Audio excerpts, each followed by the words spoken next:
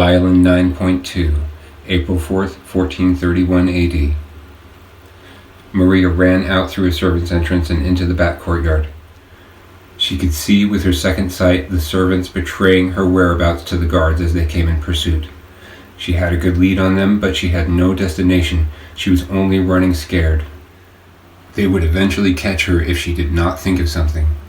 She wanted to hide, but there were too many eyes on her, too many that would see her. In her haste, she'd failed to put anything on her feet and ran barefoot through the courtyard. She ran out into the villa only to encounter more eyes, and the more eyes there were, the more angles she saw herself from. It was maddening. It was quite a chase before her father's guard caught up to her, but by the time they had, she had led them to the edge of a 30-foot cliff outside of the village. Below, amid the jagged rocks of the cliff base, grew many a twisted vine which thickened until it trailed into a dense patch of wooded area. They had chased her all the way to the end of town and beyond. This was a place she knew, a place where the children were forbidden to play for fear of them falling over the edge. She had no intention of burning. She would rather jump to her death. The guards made no hostile move toward her until her father arrived on horseback. He looked the mess of a child up and down, and he asked her plainly in Spanish, "Maria, what is the matter?" "I don't know, Papa," she said, out of breath and in Spanish. "I cannot control what I choose to see, Papa, and I see things."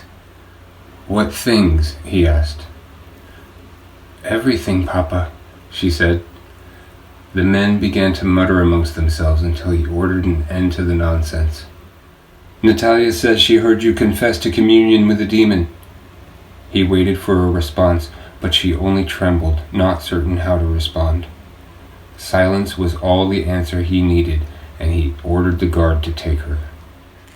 She had no intention of being burnt alive.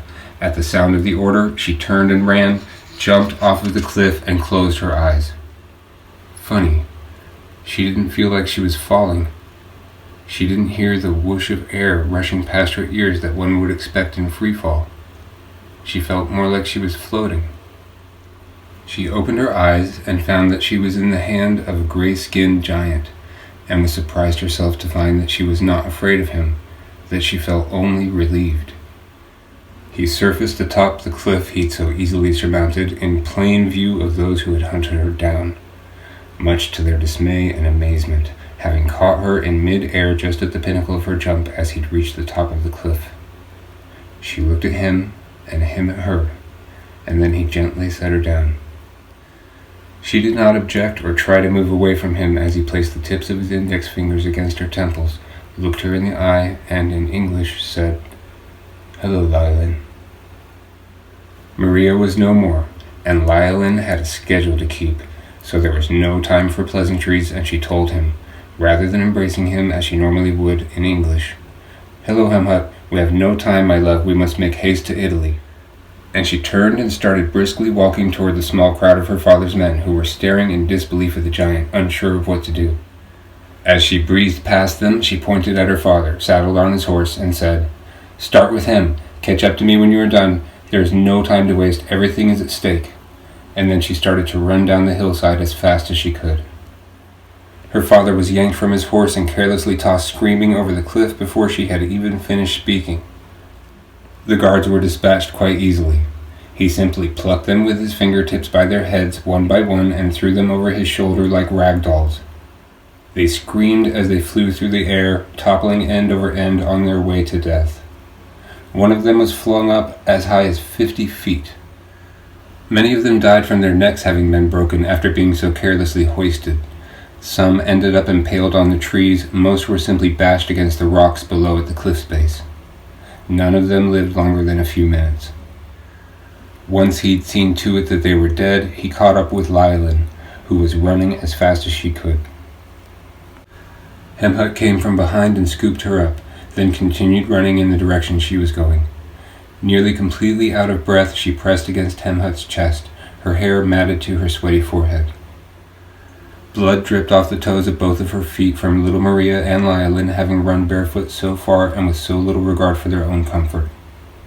It was difficult for her to make words, and she had to wait until her breathing somewhat normalized to speak. Hemhut spit into the palm of his hand, and it smelled like fresh rain. He rubbed the saliva onto the bottoms of her little feet as she struggled to breathe. As the blood and torn bits of flesh washed away, it revealed clean, healed, new skin underneath. She shook vigorously with every beat of her heart. He could feel the rhythmic timing of it as she pressed against him. He had never seen her in such a state. Between gasping breaths, she thanked him for healing her feet, and his response was, "Speak not until you have the breath for words, my love." "They are nearly all gone," she managed to get out between breaths. "All dead." "I know." He tucked her safely into the cradle of his arms and continued to run in the direction that she'd been running. To Lylin, it felt as though they were scarcely moving at all. The giant's movements were fluid, and he took great care not to jostle her as he ran through the countryside at incredible speed with her nestled in his arms. "There is so much," she panted. "So much we must do." "Save your air, my love," he said. "Rest now." "They are all going to die," she said, and started to weep, which made it all the more difficult to catch her breath. "Our people, our future is gone." He said nothing. Her pain was his, and though he cared more for her than any other and would lament no other as he would her, he still mourned the loss of every man, woman, and child, even those that would never be born, those lost to Lylin. She, despite being weakened by the exhaustive chase and incessant running, so moved by the final loss of any remnant of her once wonderful future, stood atop his forearm. Renewed by a sense of duty to avenge her people, she pointed straight ahead and into the distance, and she said, "Faster, Hemhut. This first one is very important. The bastard child, Leonardo of Vinci, he must live. Run until you see people ahead, no further."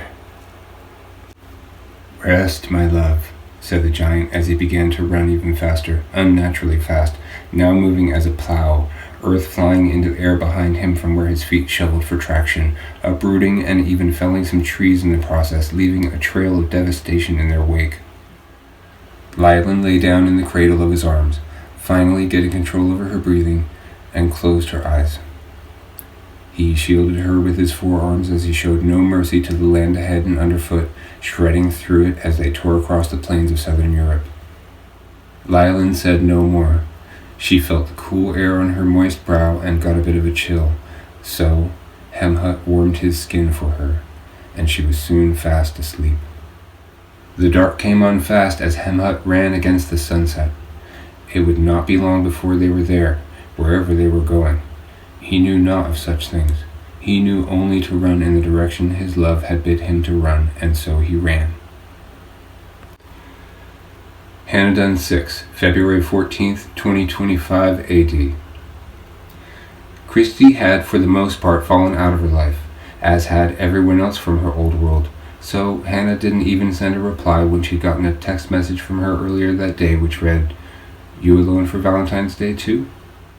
For she was never alone. She was always with him and him with her. Christie, for one, didn't buy into the whole "I was saved by a spirit" thing to begin with, and a rift grew between them as a consequence. Hannah had become obsessed, and Christie had shied away. She sent the occasional message, but Hannah seldom responded anymore. For lack of a better term, she had become a fanatic. In her mind, she belonged to the spirit that had saved her, bound to him in a marriage of no requite. At the time, she would have been viewed as an extremist, but in the future, her practices become common among highly devout Dwyerists. So it is that one person doing something insane is dubbed insanity, yet everyone doing the same insane thing is considered perfectly normal. She was not insane, only convinced of something that she couldn't easily convince others of. Perhaps this is why she attempted to surround herself with people who had shared a similar religious experience, having been saved by he who had saved her, so that she could walk without fear of persecution from those who did not share her beliefs. For belief is a field of rows whose paths seldom intersect peaceably, and is the basis for all prejudice and bias. Belief carries with it guidelines for perceiving reality that differ from those of others. It upends truth as is made clearly evident by the propagation of differing views. There is only one reality, therefore there should be but one truth. Belief negates the prospect of truth, as it is often shunned when it does not correspond with an existing belief. Truths become lies in the face of belief, though truths they in fact remain. Perception is a fickle mistress. Hannah was dolled up, which meant that traffic would screech to a halt should she appear in the streets, but she was not made up for anyone out there. It was Valentine's Day. She'd made a special meal to share with the one she loved, vegetarian lasagna, asparagus, and sautéed mushrooms, and had bought a nice red wine. She'd bought a new dress, which she wore even as she cooked, and she'd put on more makeup than usual. Nice classical music was playing, and she talked aloud to the shadow man as she pranced into the candlelit dining room and set a place for the both of them. I know that you are here with me. I don't expect that this food will do much for you, but I made it for you all the same. This wine is also very good, I hear. I don't expect that you will drink it, but I would not have you taste any taste less than the sweetest. I know that you can hear me, and I want you to know that I love you so, and that everything I do is for you, because I would not be here without you. If you choose to appear to me again, I would be honored and grateful. She took her place across from him in as literal as a metaphorical sense as possible, for she had created a life-size cutout of the shadow man, and his cardboard likeness sat propped against the chair on the other end of the table. She lifted her glass of wine to the air and said, "To you, whoever you may be, may you keep the world safe another night, and me." Then she sipped her wine and started to eat. "I have another interview scheduled with another you have saved," she said between bites.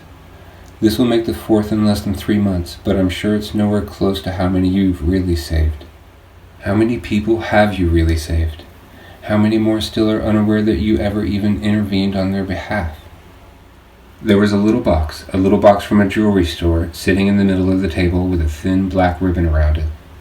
She eyed the box, and she looked up at the cardboard cutout with a smile.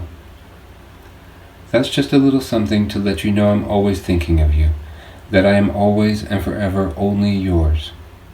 She slid the box over in front of her plate and pulled the ribbon off.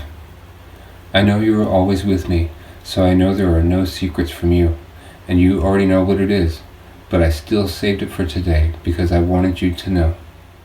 She opened the box and lifted out a gold necklace with a spherical crystal pendant glinting in the light of the flame.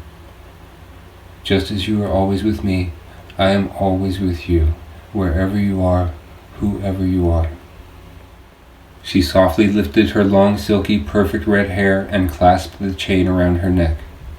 It was a little crystal ball meant to symbolize the mysterious object that was so often seen in the hand of the shadow man.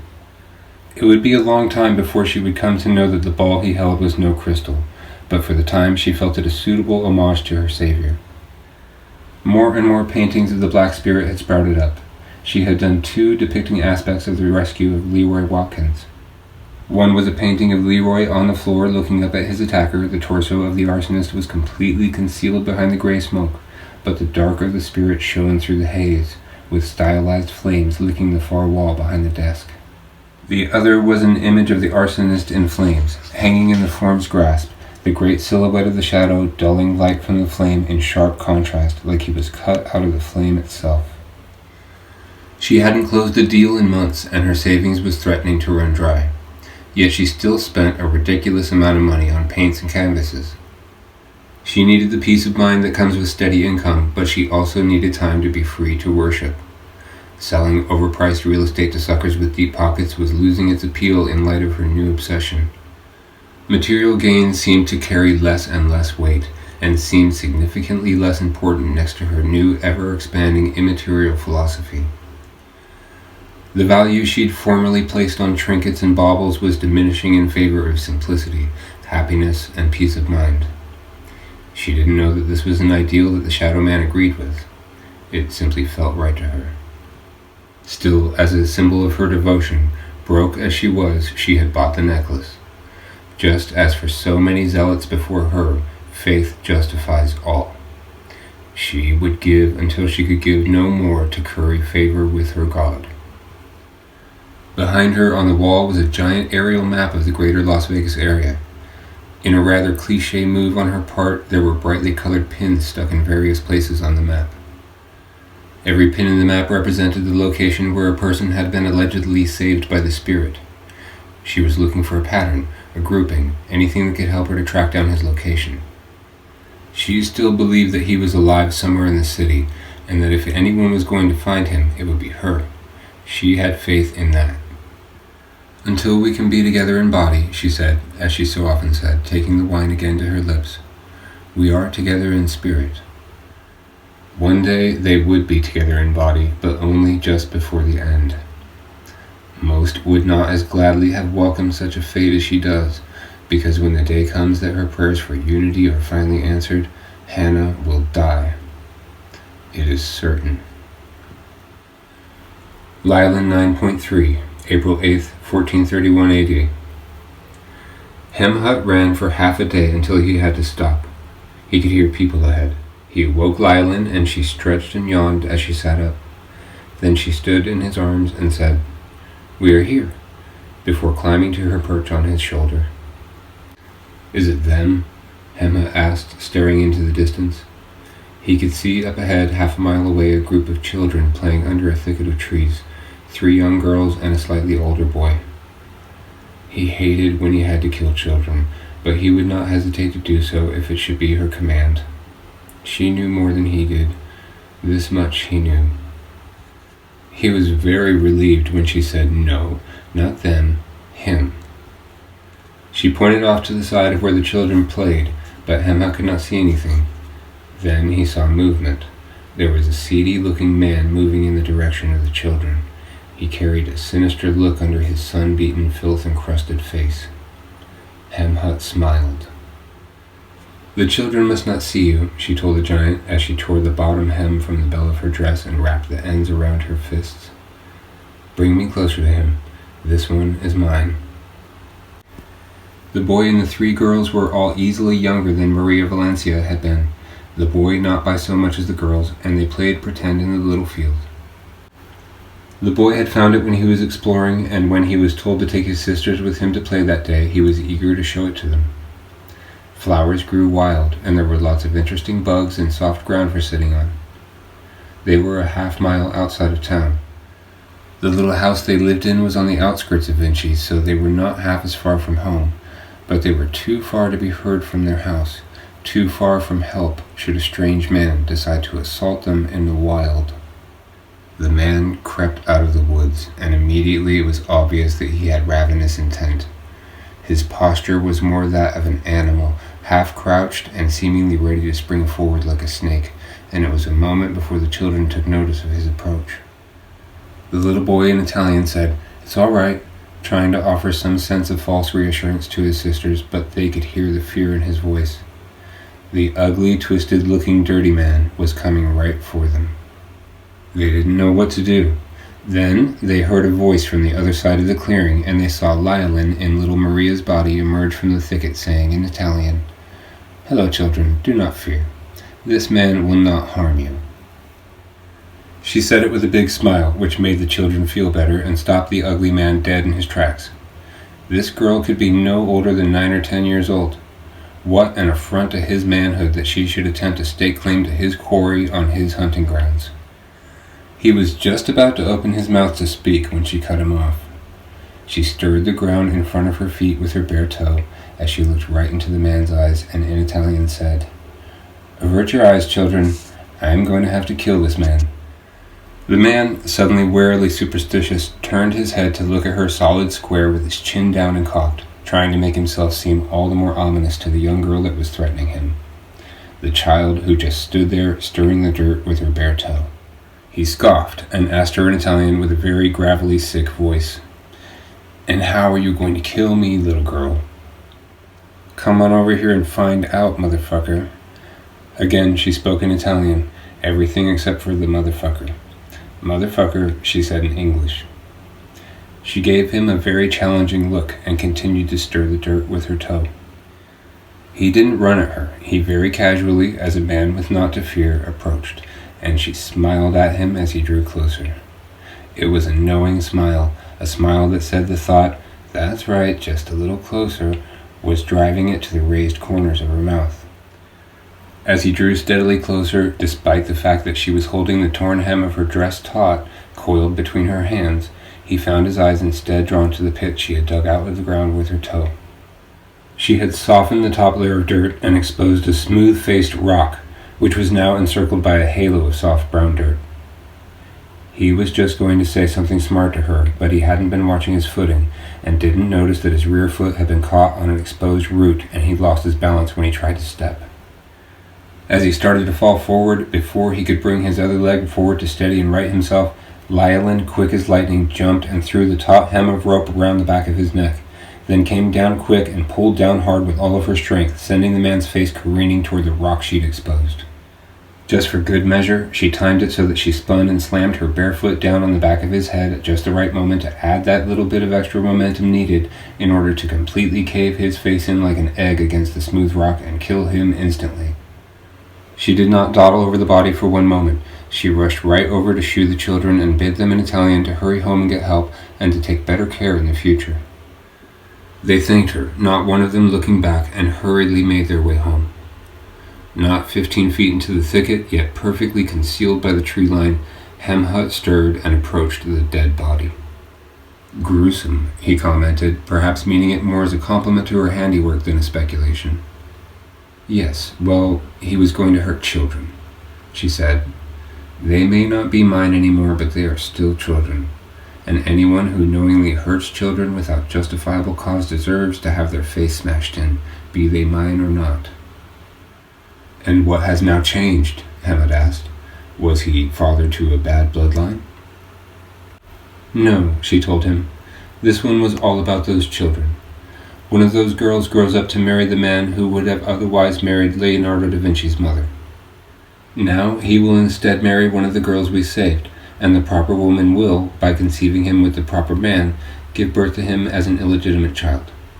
We need his brilliance to lay the groundwork for the construction of my device." "The device that will kill Daniel Dwyer?" he asked. "Yes," she said, "and there is another, even more important figure who must come to exist and will aid further in establishing the concept intrinsic to its construction. His name will be Isaac Newton. Listen carefully to him when he comes. He is the key to the eventual understanding of the universe's best-kept secrets. Those who come to stand on his shoulders will see to great lengths, and he is one of the last of our people, Hemhut. He is the product of one of only 2 bloodlines that remains of our people, and he will never sire children himself. He will be the last of the great ones. The other line is of no consequence. Their descendants have no notable bearing on any of the great historical events to come. They too are bound for extinction, but where Newton's line ends so climactically with him, this other bloodline, the Roth bloodline, will continue unbroken beyond even my next 2 lives, only to finally fizzle out of existence like the wick of a spent candle, its potential wasted. She climbed his length, found her perch, and pointed, and so he walked. "This Isaac Newton, though," she said, "he's a genius fellow. His questioning of the mundane, ordinary aspects of existence will lead to a multitude of great accomplishments. I see, too, evidence that these people are not entirely void of goodness. There is one who helps him a great deal, one that to whom we and the world owe a great debt of gratitude, and he is not one of our people. He is one of those born of the newly brandished future, one of them, one of the demon spawn." Hemhut listened as he walked. "Who is this great man?" "His name is Edmund Halley," she said, astride his one shoulder as though it were a plot of land in a park. "But listen also, and hear of the other type of man wrought of this future, one Robert Hooke, who tries time and time again to lay claim to Isaac Newton's ideas and defames him at every turn. If he weren't responsible for a great many needed ingredients for the future we need, then we would be on our way to wipe out his bloodline as well. But unfortunately, sometimes great things come from terrible people. So he too must live to challenge Newton when he comes." "Then he shall live," Hemhut said. He walked on, forever moving forward in the direction where she had pointed. He loved her so, and was greatly content to have her at her place on his shoulder and in his ear. She went on and on about Isaac Newton, so much so that the giant began to actually become jealous. Seeing through his eyes has taught me so much about the world, she would say, and so on. When it wasn't Newton, it was Leonardo da Vinci or Edmund Halley. She just kept going on and on about their coming accomplishments. Hemhut was feeling a little unappreciated in his love-struck sort of way and cut in on a silent moment to change the course of the conversation. What are we going to do next, my love? She looked at him from her seat next to his head, suddenly aware that she'd been making him uncomfortable with her talk of admiration for other men. She couldn't see through the giant's eyes, never could. He was the only one who could surprise her, even if only by the detection of a subtle hint of a simple emotion in his voice that she'd not expected from him, as had just happened. She was not Hemhut in the way that she was everyone else. So it stands to reason that Hemhut was the only being on earth not bound to her will by nature, the only free being, and yet he served her willingly. The dire consequences of him acting in contrast to her will had long since been established, and in the same event, his ability to upend her attempts to mold the future by acting of his own free will also became plainly evident. If he did not serve her faithfully, there would be a very real chance that he would again destroy the future she had planned for them. She didn't expect the hint of jealousy in his voice, but she thought it was endearing, and didn't belittle him for it. Instead, she answered his question. Many will die who might have otherwise lived, and many will live who might have otherwise died. Many who would have been will never be, and many who would never have been will be. She said, most importantly, in the year 1448, years from now, the Battle of Kosovo will take place, which seals the fate of the people of the Balkans for centuries to come. The Ottoman Empire under the rule of Sultan Murad II will have a decisive loss there unless we ensure their victory, which we will. We are off to Hungary to ensure that the right pieces come into play, then back to the west to ensure that the Wallachian people are subdued. It won't be so bad. I will only ask of you to take 16 lives this time, not counting those that have already been spent. All shall be as you will it to be, my love, he said. I am yours to command. After a moment of silence, the build-up to the question came, the question he always asks. What results of this battle? He asked, ever facing forward. Only 5 years after Kosovo, the new Sultan, Sultan Mehmed II, completes the long-sought conquest of Constantinople and finally overthrows the Byzantine Empire. This single act of conquest completely changes everything. It ensures the coming of the Renaissance age wherein man climbs from this dark state of endless strife toward enlightenment. This, in turn, ignites a revolution in scientific thought and boulders wild possibilities in engineering. The world as a collective begins to slowly shift away from superstition toward reason, and brilliant minds that would have otherwise lived and died without the tools at their disposal to contribute to the world all that which they are capable of will now find those tools readily available. A new intellectual age is being birthed, one of our doing. If we were to leave them to their own devices, if we were to refrain from intervening, this dark age would continue on through the next millennium. Very good, he said. And what consequence? There it was. For all the good Leland did for mankind, there was always reciprocity. For every action, there is an equal and opposite reaction. Newton had taught her that through her visions of him and his masterwork Principia. He wouldn't be born until Christmas Day of the year 1642, over 200 years in the future. Yet she had already seen his life through his eyes, and learned much about herself in the process. She didn't remotely see herself or her giant as magical beings anymore.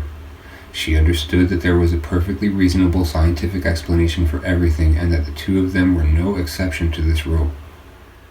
She began to see more clearly that her best attempts at benevolence were beset by the cruelest of fates in repose. She could do no good any more that did not result in something doubly as terrible in the end.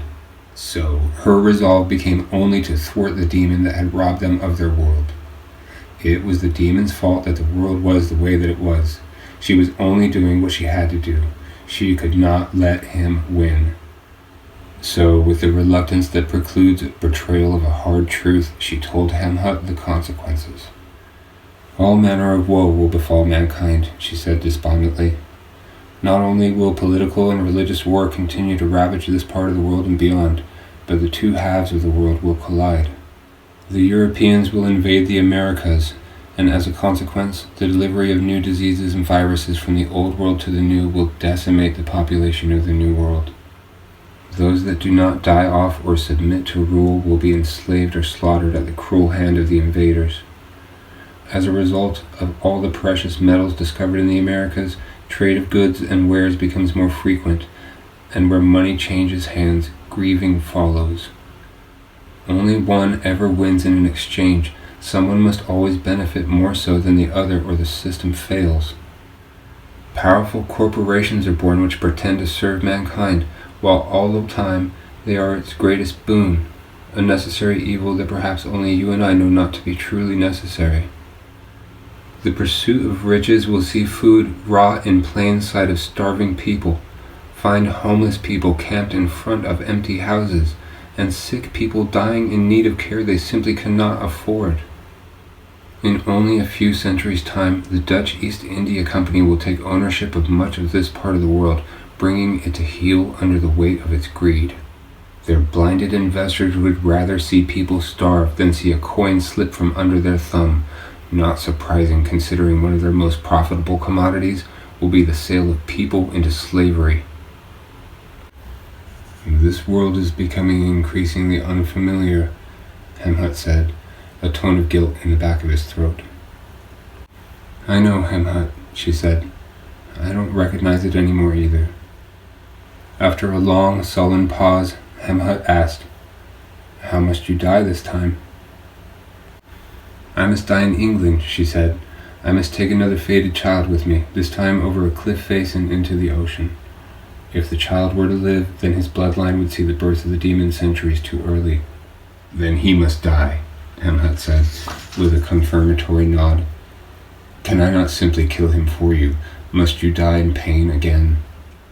It will only hurt for a moment, my love, and then I will be dead, she said, looking down adoringly at her giant from her seat on his shoulder, knowing that he would gladly trade places with her at any moment she was to be in pain. The buzz and chirps of insects carried on the breeze, and another pause went by. Then Hemhut asked her, How long this time? Not long, I'm afraid. She slid down his arm into her cradle and looked up at his smooth face. A little over 3 months. Is that all? Hemhut frowned. His gaze is so often attuned to despair, and there is much suffering in this time, she said. We cannot risk being seen when we are so close to the end. A little over 3 months later, the age-old spirit in the body of the little girl walked unseen into the front door of the Cochrane cottage on the outskirts of London. Abigail Cochrane had only turned around for a moment, and her only child, Jacob, had gone. She never saw Lylin. She never saw anything. Lylin came to the place of her impending death late the next day. As she stood on the edge of the cliff, holding the whimpering, starving 4-month-old baby in her arms, a single tear running down her cheek, she spoke to Hemhut, already hundreds of miles away over the distancing wind, and said, Until next we meet, farewell, my love. Then she plummeted to her death, taking the innocent child and the future carnival of terrors his progeny would have wrought to die with her. And then Hemhut was alone.